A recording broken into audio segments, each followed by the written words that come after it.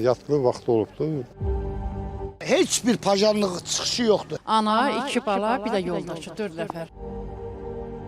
Bugün gecə saatlarında paytaxtın Qaradağ rayonu Lökvatan qəsəbəsində güclü yanğın hadisəsi baş verib. Belə ki, Qovu Park bir yaşayış kompleksində 9 mərtəbəli binanın 7-ci mərtəbəsində yerləşən 45 kvadrat metr ərazidən əhatə edən evdə mətbəx və dəhlizin yanar konstruksiyaları 13 kvadrat metr sahədə yanıb.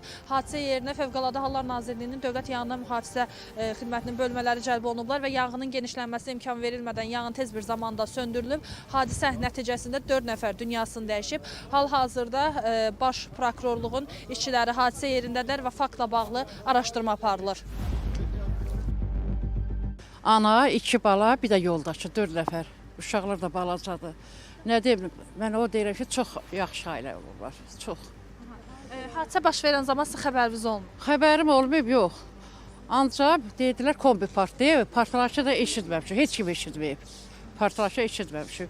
Ondan başqa da Yusuf kişi var, Allah rəhmət eləsin, o ölüb. Afəti deyirlər, Allah eləsin, afəti yalan olsun, ölməsin o. Afət kimdir? O da orada olur, 8 olur, çox zəhmətkeş qadındır, bir dənə oğlu var. Yanğın neçənci mərtəbədə oldu? 7-də deyir olub, 7-ci mərtəbədə. O xanımın evində olub, o cavan gəlinin. Hə, hayf, mən deyirəm hayf olaraq, hayf, balalarına hayf. Balasının biri oxuyur, biri işdə. Bəs hadisə zamanı vəfat edən xanımın yoldaşı evdə olub, yoxsa yox? Deyir evdə olub, o da komadadır. Heç bir pajanlıq çıxışı yoxdur. Hər yeri bağlayıblar. Bu ölənlərin də 90% pajan çıxışı olmadığına görə. Artıq mən nə deyim, bir də xalam oldu, Yusif, mənim xalam oldu. Allah rəhmət eləsin. Sağ ol.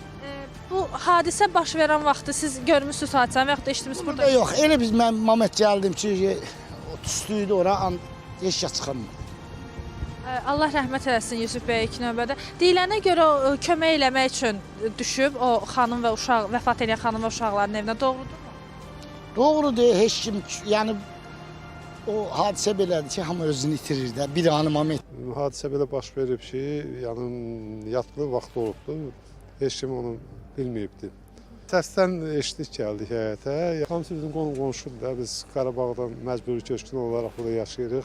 Kişi ölüb, yoldaşı xəstəxanada bilmirəm, yaxşıdır, pisdir, vəziyyəti bilmirəm. Yanğın əlaqədar. Hə. İkisi yaşayırmışlar. Hə, ikisi yaşayırmışlar, ər-arvad. Uşaq bir qızı var, ərdədir, uşaqları ərdədir.